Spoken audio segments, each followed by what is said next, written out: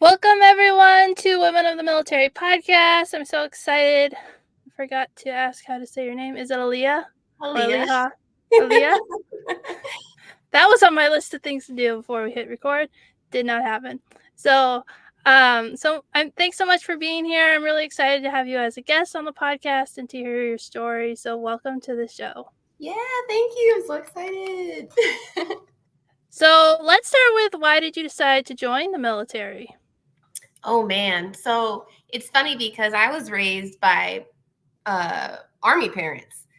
Both of them were Army. And, as I hated moving, I hated it. We were moving every 2-3 years. And as a kid, you lose your friends every 2 to 3 years. That's exhausting and really kind of lonely sometimes.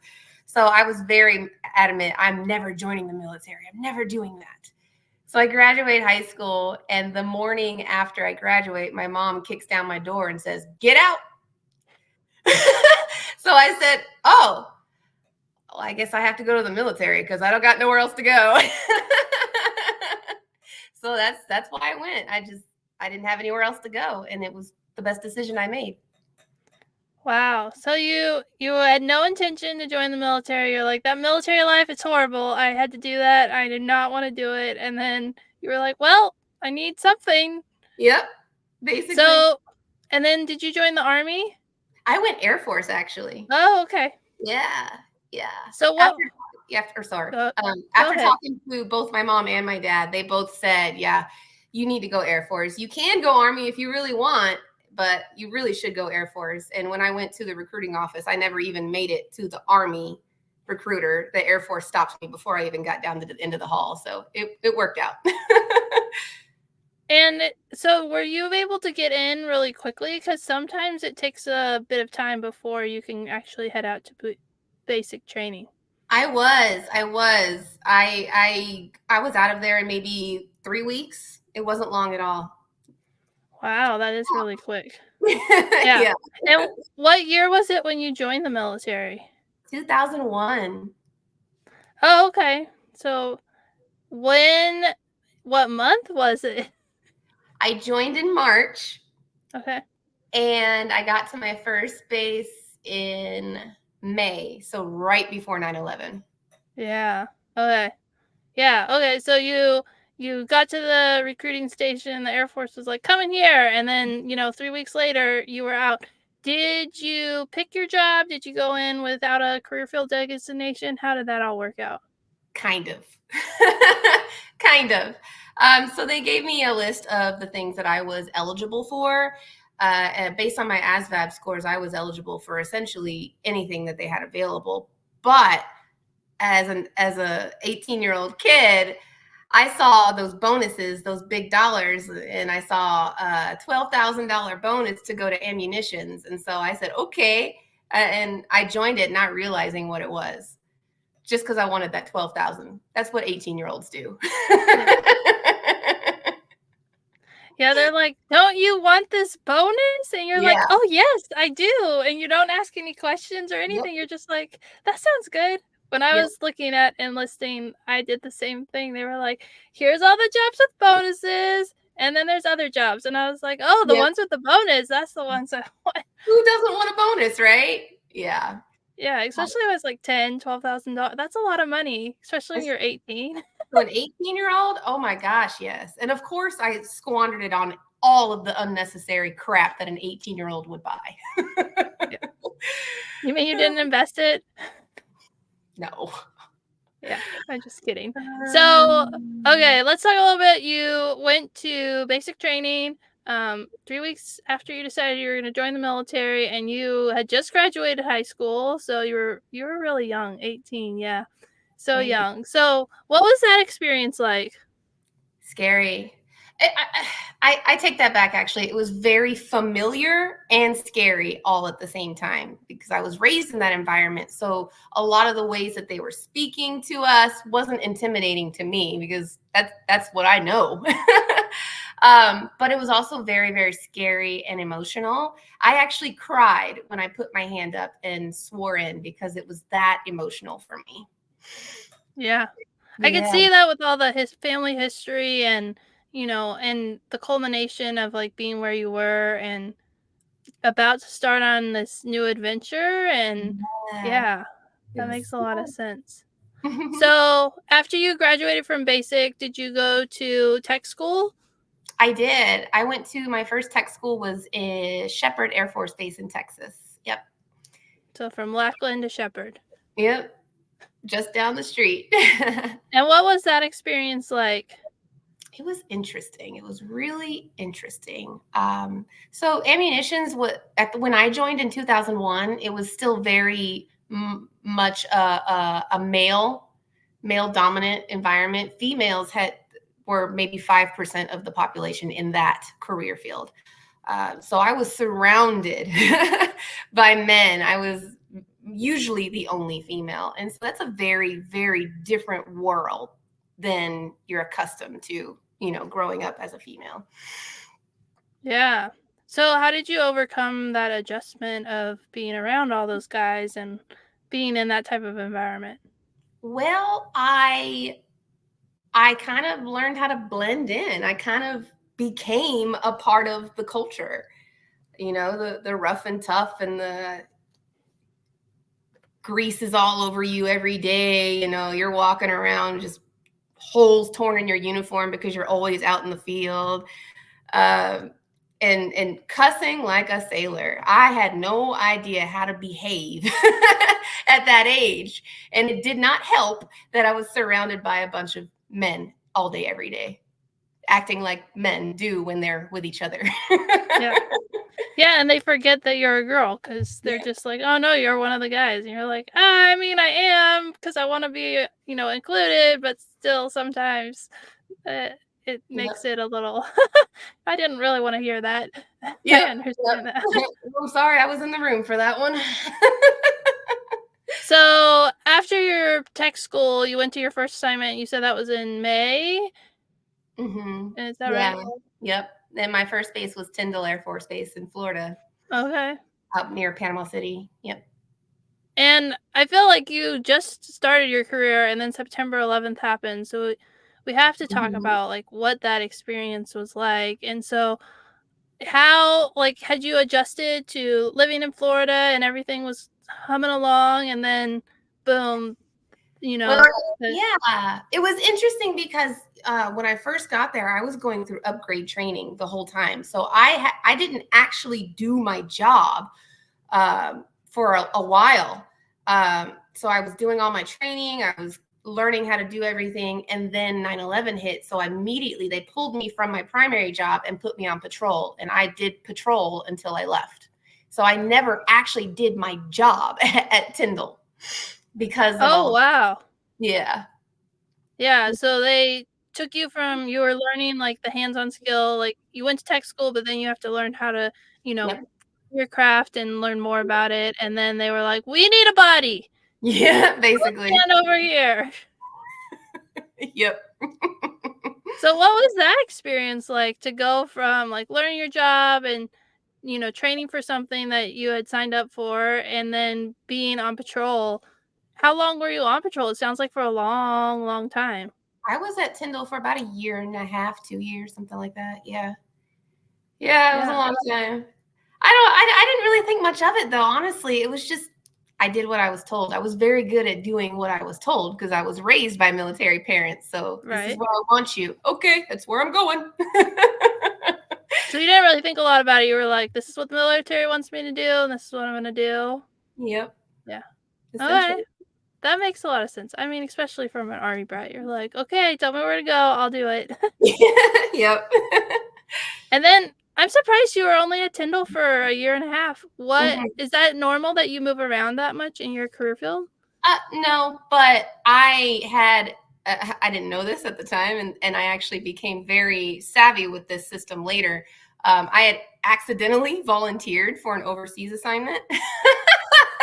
I was in the system, like, updating my preferences. I didn't realize that updating your preferences basically throws your name in the hat. Oh, okay. So when I did that, I got the assignment, and so it was maybe a day after I told my boss, I'd really like to be here for a while. I like Tyndall. And then the next day I found out I inadvertently volunteered to leave. That's kind of interesting. So you updated your preferences like on the back end and kind of thought that was something personal and no one would really see it. And then you found out, no, the military saw it and they were like, yes, we got one. Yeah, that's how I ended up in Guam. Okay. So yeah, so you went to Guam, which is I mean, it's still kind of like ocean based, but very different than, Very. the panhandle of Florida. Yeah. Yeah, the Pacific is very different. Much more tumultuous. The beaches are not nearly as human friendly. There's a lot of rocks and coral and stuff like that. So out there, you usually have to get on a boat to go out in the water. The beach isn't really savvy for our feet. That's no fun. Yeah, so you ended up in Guam. Yeah. You're like 20-ish years old. Hmm. Yeah. So what was that experience like? Oh my gosh, it was wild. It was wild. So ammunitions is usually not always, but primarily an outdoor job. You're out, and we're 4,000 and minimum 4,000 feet away from the rest of the population on base to keep them safe, just in case something happens. So you're isolated and you're outside all the time. And so I became very, rough and tough, kind of like almost kind of like a grunt. Everything was hard and fast and do it now, and 12, 15-hour days was nothing to me. That was just that's just the job. It comes with the territory. I never thought about it. And I was there for a year, and it went by so fast because I was working like that all the time. And did you get to actually do your job this time? I did. Yeah. I actually got to do a lot I got to have a lot of experiences associated with ammunitions in Guam. It was fun. That's cool. That's cool. Yeah. Yeah. Are there any other stories or experiences from that time that you want to share before we move on? I will say that I got hurt a lot when I was in Guam. Ammunitions is actually a pretty dangerous field. And it's not just, bullets and stuff. There's bombs, missiles, all kinds of stuff. And I got hurt a lot, like a lot, to the point where I had to make a decision. I need to change career fields or get out, because this is too much on my body. I almost lost a finger. I almost lost a leg. All kinds of stuff. Yeah. Wow. Not like a twisted ankle or a bum knee, like really bad things. Yeah. Yeah. Yeah. And was it because of like the physicality of the work that you were doing and just like and how many hours you guys were working? So like I mean that would take a lot of your strength out of it, Yeah. just to do the job. Yeah, for sure. And when you're talking about 19, 20-year-old kids out there doing these kinds of things with bombs and rockets, you're going to have accidents. So yeah, it Yeah. happened. It happened. Yeah. Yeah, sometimes you're like think about the responsibility the military gives people at such a young age and you're like I don't know how there's not more, accidents because we're so young and we think we know everything and we know nothing and yeah. So, Yep. for Yep. sure. So, you said you were either going to get out or you were going to cross train. So, Mhm. which one of those things happened? I ended up, so after I left Guam, they sent me back to Florida where I was stationed at Okay. Eglin. And Eglin is where I did end up applying to cross train, and they sent me into financial management. So I got a desk job after that, sort of. Finance is a desk job stateside, overseas not so much, but yeah. Okay. Okay, and so when you transferred, did you have to go to tech school again and learn the Yes, new career field? I did. And that was very interesting, being an NCO in a classroom with a bunch of brand new baby airmen. You don't know anything more than they do, concept wise. Like, you're still learning financial management just like they are. The only difference is maybe you know a little bit more about the military and the culture behind it, you know, but that's it. So they look up to you and you're like, dude, I don't know either. Did you have more freedoms? Like, I know that sometimes with tech school, like, they give you different, as you get through the course, sometimes you get more privileges. Did you have more, privileges because you were, you weren't a brand new military person? Yeah, I did. So when I was there as an NCO, they just put me in lodging instead of in the dorms with everyone else. So I definitely was granted a more flexible adult life. Yeah. That's good to hear. That's good to hear, because I would not wanna be, like, back in that I know. situation after Woo!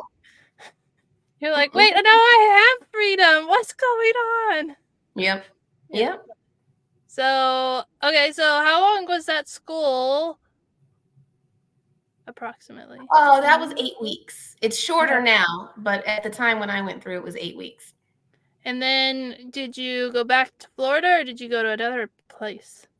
Yeah, so they sent me back to Eglin, and I was going to just transition over to the finance office at Eglin. And I did, but basically, as soon as I got there, I received word that they were opening the Air Force Financial Services Center up in South Dakota, Ellsworth Air Force Base near Rapid City. And the idea was they were going to take all of the finance folks in the Air Force, or at least 90% of us, and send us all up to one central processing unit, kind of like USAA did it. And so as soon as I got back to Eglin, I found out I was part of the 90% that was going to be shipped up to South Dakota. So I left very Yeah. quickly. You were like, "I'm back and now I'm leaving." So, you moved from Florida to South Dakota, a little bit of difference in climate. Woo! Huge difference. What time of year was it? Oh, I want to say that was 2008, 2007, 7 or 8. Oh, no, yeah, no, I meant, like, month-wise, because like, Florida is not cold, and South Oh, Dakota is February. February. Yep, February. So Yeah. I drove up there in the middle of winter, and coming from Florida, I had no idea how to drive in that. So yeah, of course, I was driving through South Dakota, slipping off the interstate here and there. It was fun. That's a crazy story. Yeah. Yeah, that's crazy.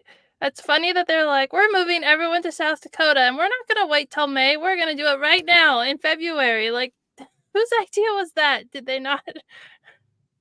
Uh, I That's don't know. crazy. Big Air Force does what they want sometimes. Yeah, that's funny. That's just, like, the craziest time to you don't want a PCS in February to a place that's frozen. Yep, it's true. So you went from, like, working in a base in a little office, you know, for the base to this headquarters where they're, like, trying to, put everything together and, streamline processes. So what was, like, the difference of, like, moving to something like that? I mean, it It seems, like, was very different. Yeah, it was a completely different culture. So I came from, an environment where it was mostly men, and so a lot of cussing, a lot of your uniforms aren't that important kind of thing. Whereas I get to South Dakota and there's much more women in my career field now, in my new career field. It's more like 50-50 in finance. So I'm like, oh, great. I'm surrounded by my girls. This is great. But what the problem with is I had already become a part of that other culture. So I came into this new culture not realizing how different, how drastically different it was going to be. And I struggled to fit in. I was rough. I cussed a lot. I offended a lot of people. And it took me a long time to understand why the shift was so different and why it was so important to be adaptable to those types of environments.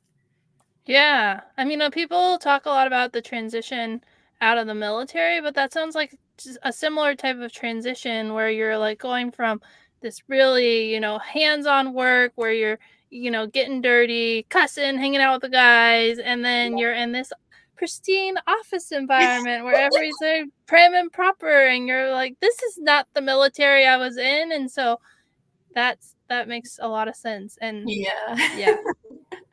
So how did you overcome that? Did it just take time and adjusting? It took time. I got hemmed up a few times. It's a learning process, right? You Mhm. don't. Sometimes it takes longer than others, especially when it comes to culture. You know, the culture can be completely different from one office to the next, even within the same career field. So, learning how to be adaptable and learning how to fit into new environments, and learning how to influence those newer environments is one of the hardest lessons I've ever learned, but also one of the most valuable. Yeah. Yeah. Those hard lessons, they really have such an impact on you and can, you know, lead they're really hard to go through at the time, but then, on the other side, you can figure out how to use what you learned in different ways and see how much you've grown as a person. So I Yeah. agree with that. Yeah. So I heard you say my job was an office job when I was at home station, but when I was deployed, it wasn't. So can you talk a little bit about like where your deployment falls in your career? I might be jumping way far ahead, but No, I you're I okay. can't not ask that question. Well, it's perfect timing because my first deployment was out of South Dakota.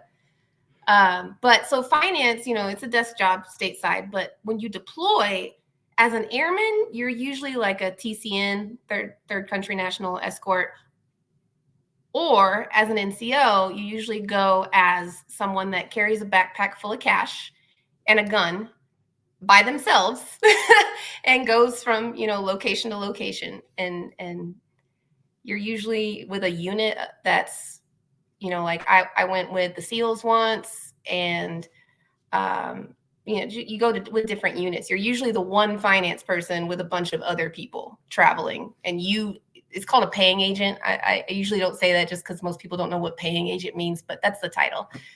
So yeah. And where did you deploy to? The first one was IUD in Qatar. Okay.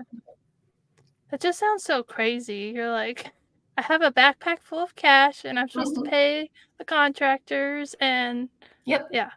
Yep. And That, it's interesting because you still have to do all of your documentation, right? You still have to keep track of receipts and invoices and all that fun stuff. And that's really, really fun when you're dealing with people that don't speak English. And sometimes you're literally bartering right with a dude that's walking a donkey down the road, like sometimes you don't know if you're even going to have those things. So that was fun. Yeah. yeah. And is I always thought finance I didn't know, you're just teaching me all these things. I always thought finance was like I worked with people doing finance, but they were doing the, like, office portion when I was deployed, and we didn't have pay agents. I don't really know how they got paid, to be honest. But I I mean, that's just a crazy thing. So, but with how many people, like how many contractors and how much work was happening, in Iraq, Afghanistan, all you need, everywhere, like it sounds like you guys were in high demand for deploying. Is that Oh yeah. true? Yeah, absolutely. At the time when I retrained into finance, they warned me ahead of time. Finance is the second most deployed career field in the Air Force. So do not do this unless you want to deploy. And I said, okay. I mean, at the time I wasn't married, I didn't have kids, so I'm not afraid to deploy. Let's do it. Yeah. Okay. Yeah. I had no idea that. I knew that like contracting and those career fields were really high, and they are in finance. So you think I can Yeah. make the connection, but I'm a little slow sometimes. But that's just crazy how high the ops tempo was for a career field that and it's so different. Like I'm in an office in a pristine environment, and then I'm out, attached to a SEAL team. Like Yeah. what? It happens all the time. Yeah. Yeah. And Yeah. Al Udeid is the only base over there that actually has a fully functioning finance office. They take care of everybody's deployment entitlements out in the deployed environments. All of that stuff goes back to Al Udeid like a hub. And so I worked probably 15, 16-hour days in that office because it was the hub. Yeah. So, and then did they do, and then the hub in South Dakota is kind of the same thing, but for the people stateside? Yeah. Yeah. Okay. Okay. That's interesting. So you said that was your first deployment. Mhm. How many times did you deploy, and where did you go? Twice. The second Okay. one was Honduras. Honduras. Yeah. So, okay. I know someone who deployed to Honduras, and she had such a crazy experience. She was a civil engineer, so she was doing, the other side, making the contracts and, Yeah. you know, figuring out how much they should be paid, and then I'm sure working with finance. So, what Yep. was that experience like? Man, culture shock. Culture shock. So Honduras is the murder capital of the world. You don't go to Honduras unless you're prepared to protect yourself from kidnapping and trafficking and all that fun stuff. You don't even go off base unless you've got an entourage with you because something will happen. It's very eye-opening to go to a place like Honduras when you go off base and you see villages that are, you know, 3 miles up a mountain. This mountain is so steep that no vehicle can get up there without sliding back down. So you have to climb by foot 3 miles to bring food to these people because they're so poor they can't come get food. And so we did that every weekend. Wow. It's eye-opening for sure. Yeah. I mean, going to different countries and seeing the way, like, so many people in the world live and how different it is from America, it is very eye-opening. And I like how Mhm. you're like, "It's the murder capital of the world." I'm like, "I don't think that's a title anyone wants." But, No. But I mean, "Tourists, come here, we're the murder capital of the world." like a postcard. Yeah, No, no, you're right. But if you think about it, we wouldn't be there if it wasn't a problem. right. So, yeah. Yeah. Wow, that's crazy. So, are there any other things? I think that's really kind of cool that you had this humanitarian mission attached to your job where you would go and, climb a mountain, bring people food. But were there any other challenges or experiences you had while you were over there or down there? Um, I I did experience a sexual assault while I was there, and that changed completely changed the trajectory of my future. My aspirations, my needs, everything shifted after that. So Yeah, I went back. I went back home, and I sorry. that's okay. I'm trying to recall real quick. Where did I go? Take your time. Take your time. That time frame was really rough for me because I actually lost a lot of memory from that time frame because of that The day. trauma. Yeah. What the Oh, that's right. That's right. Okay. So I just to fill in a little bit of blanks, I went from Ellsworth after they shipped everyone back out of there. They sent me to Keesler, where I was an instructor, and that's where I went to Honduras. I left Keesler to do that. So then I came back to Keesler, and immediately within a week, they sent me back to Eglin. So I never left Eglin, really, not in the long term. Yeah. And so, well, that's like a bunch of change. You're dealing with, the trauma, and then you go back to Kiesler, and then it's like, and now you're moving again. And I mean, yeah, you moved a lot, A lot, which is and what that you wasn't hated the last growing up. one. Yeah, at least I was used to it, right? Yeah. Yeah. So, so you said that that incident, being sexually assaulted, changed the course of your career. So, did that lead you to decide to get out of the military, or what exactly happened and how did it affect you? The incident itself didn't make me want to leave. It was the way I was treated afterwards that made me want to leave. So I didn't report it at the time because I just knew. I knew leadership. I was a part of the sexual assault program on the base at the time, so I knew what would happen to me if I reported it. So I didn't. I kept it to myself. And I did not do well with that. My behavior significantly changed. I was, very emotional, very erratic, very reactive to things in the office, and I became a problem. I became a problem because I didn't seek help. I didn't report it. I kept it in here, and it changed who I was as a person and as an NCO. And it's really sad because, I mean, it's really sad you were part of the sexual assault program, so you were like, "I'm not gonna report this because I know exactly what's gonna happen, and I don't feel safe."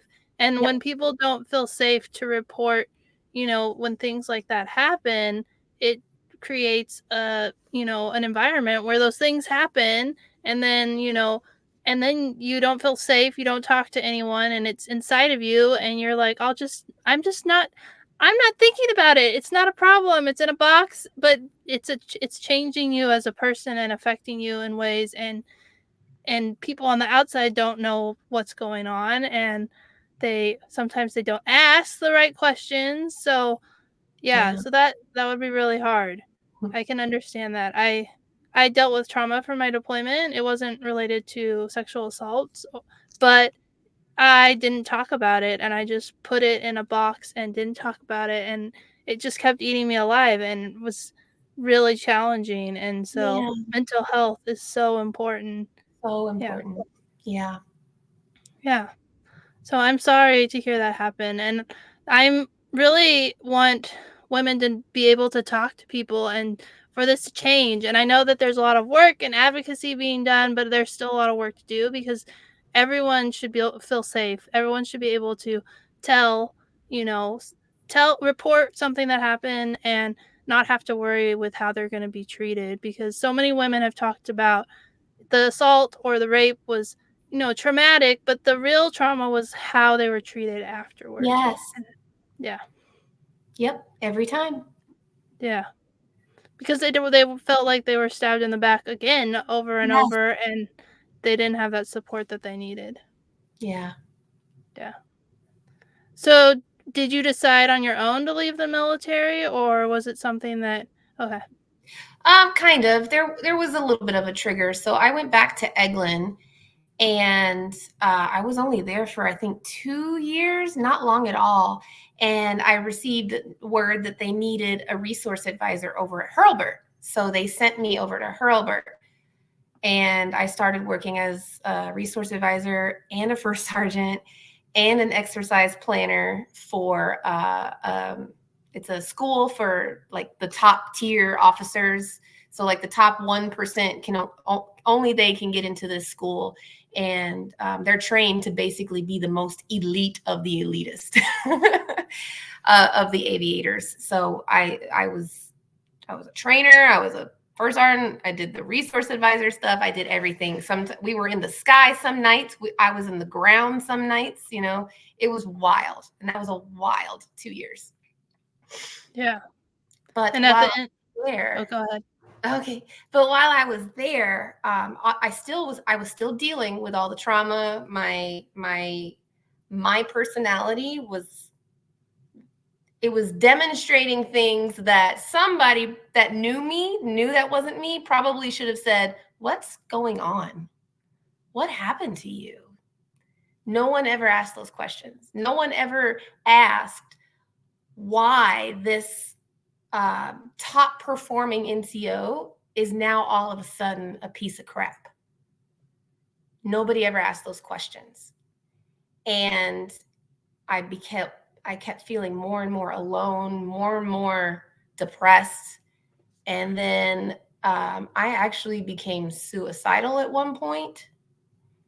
And a friend of mine that I had known for a few years, he noticed the signs, he recognized the signs, and he came to my house one day after I had not been to work for 3 days and no one even noticed. He came over to my house, kicked down my door, found me, and took me to the ER. And I was able to, thank God he didn't tell leadership, because that would have made it much, much worse for me. I was able to get myself out of that. I was able to get the treatment that I needed to heal. But once I did that, once I found that healing, I said, I can't remain a part of this entity anymore. I trusted them to protect me, and they failed. And then when they failed, they continued to fail to take care of me in the aftermath. So I can't be the part of this anymore. Yeah. Yeah, thank goodness that he came and found you. And I mean, that's so sad that he was the one, and it wasn't someone saying, like, the leadership wasn't like, where is she? Go get her. It was him on his own prompting. And then, he didn't even report it because he knew you'd get, like, you shouldn't get in trouble when mental health, but yeah, that is a challenge. Yeah. Yeah. Like, you shouldn't get in trouble, but sometimes that's the way it is, and you don't get that support. So I'm glad that you were able to find healing and then be able to leave the military. How long had you been in the military when you decided to leave? 19 years. So at the time, after I overcame all of that, I ended up applying to PCS one final time, just for my own health, for my own mental health, because I couldn't be around those people that were treating me like that. It was worse and worse and worse for me every day. So I took an assignment, my final assignment, to Maxwell Air Force Base. And as soon as I got there, I had to accept a 2-year extension to take that job. So I did. I extended out to 2 years, but as soon as I got there, I hit the retirement button. I said, I'm out of here as soon as my time is up. We're not mincing anything. I'm leaving. But I was very, very, very fortunate while I was at Maxwell, because I had a supervisor that was very understanding, and she knew I was struggling. She never asked why, but she knew something was wrong, and she knew I was trying to heal. And she was very understanding, very flexible. She was always by my side if I ever needed her. And because of her, she was a significant part of my healing, and I owe her everything. And do you think it was good that she didn't ask why and that she just provided the support? Is that what you needed, or Yeah. yeah. Okay. Yeah. Yeah. I was going to therapy. I was going to therapy on base. It wasn't working. I didn't like it. It was very, very, very structured. I don't do well with homework and worksheets and all that stuff. Don't make me do that stuff, man. Let me just talk. Let me just get it out. Let me just tell you how this feels. Right. So while I was active duty, I tried and it didn't work. But after I retired, you don't have to do that structured type of curriculum, with mental health. So I was able to get some real help that I really needed, and it helped. And I feel healed now. I'm still, of course, I have the lasting effects, but I take everything that I experienced and I learned, and I turn around and I give that back now, so that no one else will ever feel what I felt. You seem like a bright, shining star. So, like, you're so upbeat and positive, and so it's great to see that you've come out the other side and that you were able to get that healing that you needed. Because I mean, it's a trauma and it stays with you, but you find ways to cope and you find ways to find healing within yourself and be able to move past it so that you can be who you are and help people. So how are you helping others today? Well, I'm doing a couple of things. I help veterans with their transition process. When I was transitioning, I transitioned right in the middle of COVID. So I had no resources. I had nothing. I didn't even have TAPS. So I collected all these resources for transitioning veterans. And then once I finished my transition, I created a drive. So now when other veterans that are transitioning contact me, I send them all the resources that they need that I didn't have when I went through my transition. In addition, I opened a consulting agency called Work Culture Works, where I help managers create environments that don't put people in those mental places anymore. I love that it's two-sided, like the veteran piece, especially because you transitioned out during COVID. It's like you're like, I didn't even have TAP, and I'm like, TAP is horrible, but it's better than nothing. So Yep. Yep. Especially it's continued to get better. I've been out for 10 years, so it's not the same that it was 10 years ago, but I'm glad. I love hearing how you're helping like with the transition piece and providing resources because I think it's so invaluable. Veterans know so much and people leaving the military have no idea like everything that's out there, and so that's really great. And then you're helping on the other side to, help ensure that people aren't, struggling with their mental health, and that the work environment is able to create a culture that helps people. So that's really cool that you got both sides going. I love that. Yeah, thank you. Yeah. Is there anything else from your time like of transition out of the military that you want to touch on? I mean, COVID, that was not That a good was time to leave the military. COVID was a blessing and a curse. COVID COVID forced us to find ways to do the job in a non-traditional sense. How do we meet the mission without being, nut to butt, basically? How do we do this? And we had to be very creative and innovative. But we as a force, as a whole force, as a military, learned how to get the job done despite pandemic. Yeah. Yeah, and I can see the ripple effects. My husband's still in the military and he has the opportunity to work from home some days, and there's a lot more flexibility and just understanding of like life problems as a military spouse. Sometimes you feel, I mean, I still feel it because his TDYs often don't match with what I want my schedule to be, but there still is a little bit more flexibility and understanding of like the family matters too. And so um, I think that the military did have to be innovative, and they had been kind of stuck in a rut for a long time of this is the way we've always done it. This is the way we're always going to do it. And then COVID was like, nope, you can't do that anymore. Not today. Yeah. Yeah, Yeah. pretty much. So true. That is a one really positive of how the military culture has changed and the flexibility. And I don't really like seeing that a lot of organizations and businesses are like trying to pull back to like have people come into the office when, the business kept running. And I understand like the need for people to be in the office. Sometimes you have to be in the office to get work done, but you also can, you know, find the flexibility so that it works for not only the company but for the person who's working, so that they can spend time with their family and get the most out of. Yeah. So is there anything else you want to talk about the work you're doing today, or anything else from your time in the military? I don't think so. I think we covered Okay. it. Well, I always like to end my interviews with what advice would you give to a young woman who's considering joining the military? Find an ally and find many mentors. Your allies are going to have your back in those tough scenarios. Even if they don't say anything, if they're just there for you, there with you by your side when you're going through it, it makes it so much easier. Just get yourself an ally. Mentors have been through what you've been through. They know how to help you get through it. They can guide you so that you don't suffer. So get those allies, get those mentors, and stay with them through the entire way.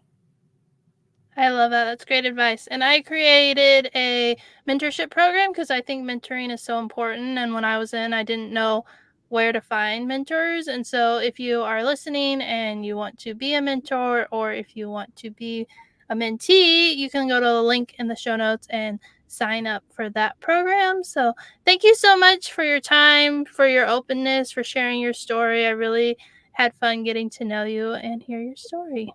Of course. Thank you for having me.